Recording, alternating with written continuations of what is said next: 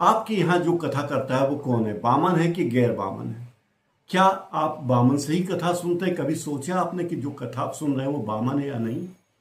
इटावा में एक ब्राह्मण परिवार में जिन दो लोगों ने कथा वाचन किया था, उनके साथ जो बदसलूकी हुई, उनको उनके बाल काट दिए गए, उनके साथ अभद्रता हुई, जुल्म हुए, उसको लेकर पूरा समाज, उत्तर प्रदेश में समाज दो भागों में बढ़ गया है। समाजवादी पार्टी के अखिलेश यादव ने इसके खिलाफ मोर्चा ले लिया है, तो दूसरी तरफ ब्राह्मण महासभा भी मैदान में आ गई है। शंकराचार्य अभिमुक्तेश्वरानंद ने तो और आग में घी का काम कर दिया। उन्होंने कहा कि कथा कहने का काम ब्राह्मणों का ही है, यानी मामले में और आग लगा दी गई, घी डाल दिया गया आग में। दो कथाकार थे, मुकुट मणि यादव और संत सिंह यादव। ये लोग अलग अलग नामों से कथा करने जाते थे। इनके खिलाफ ब्राह्मण समाज ने मोर्चा खोल दिया। कहा यह जा रहा कि इन लोगों ने कथा पढ़ाने के दौरान घर की महिलाओं के साथ अभद्रता की। लेकिन ये बात अब क्यों कही गई जब सारा मामला मीडिया में आ गया, FIR दर्ज हो गई?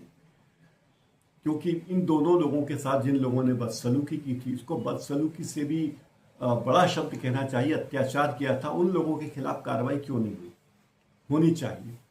अब ब्राह्मण महासभा के लोग कह रहे हैं कि देखिए, एक तरफा कार्रवाई हुई है ब्राह्मण परिवार के खिलाफ, उसकी तरफ से लिखाई जाने वाली FIR भी दर्ज की जाए और दोनों पक्षों पे कार्रवाई हो।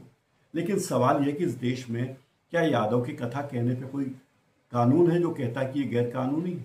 क्या दूसरा व्यक्ति कथा नहीं कह सकता? और अगर कोई व्यक्ति कथा कहने आया था तो आपने उसे बुलाया, तभी तो वो आया। यानी दाल में काला नहीं है, पूरी दाल ही काली है।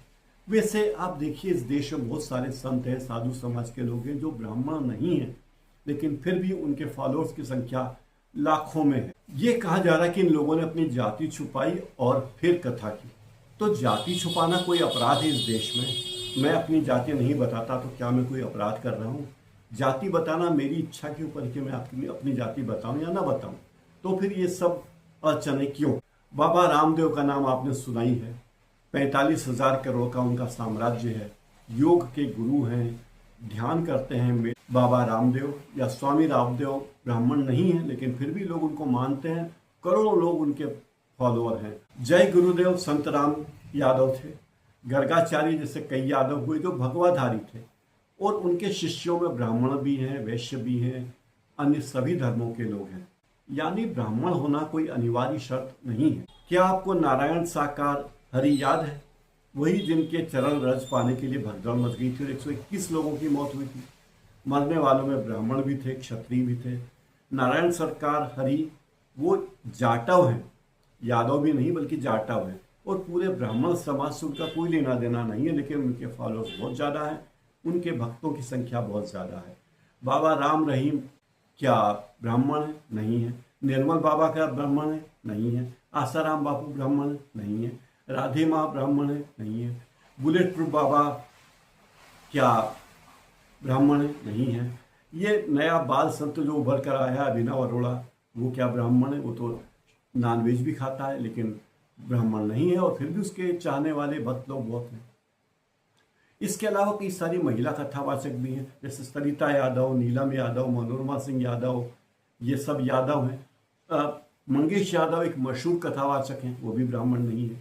गोल्डी यादव, ममता शाक्य, कथावाचक रंगोली पटेल, ये ब्राह्मणों से दूर दूर तक इनका कोई नाता नहीं है, लेकिन अपने कर्मों से ये ब्राह्मण को प्राप्त हो गए। कथावाचन कर रहे हैं, ब्राह्मण का कार्य कर रहे हैं, इसलिए ब्राह्मणों को मुश्किल है। लेकिन जो मारपीट की गई है इन लोगों के साथ वो बहुत निंदनीय है। ऐसी मारपीट करने वालों के खिलाफ कार्रवाई होनी चाहिए, उन्हें जेल की सजा मिलनी चाहिए। कथावाचकों में दो नाम मैं भूल रहा हूँ। एक तो है मुरारी बापू, जो राम कथा बोलने में नंबर 1 माने जाते हैं, जिनका साम्राज्य करोड़ों रुपए का बल्कि अरबों रुपए का फैला हुआ है, वो ब्राह्मण नहीं है। दूसरे हैं देवकी नंदन ठाकुर, वो भी यादव हैं यानी गैर ब्राह्मण हैं, उनका भी ब्राह्मण समाज से कोई लेना देना नहीं है। साध्वी रतम्बरा वैश्य समुदाय की हैं, वो भी ब्राह्मण नहीं है।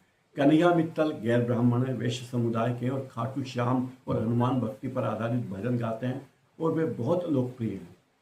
संत राम सुखदास जी महाराज, वो भी गैर ब्राह्मण थे, उनका भी ब्राह्मण होने से कोई नाता नहीं, लेकिन वो भी कथावाचक है।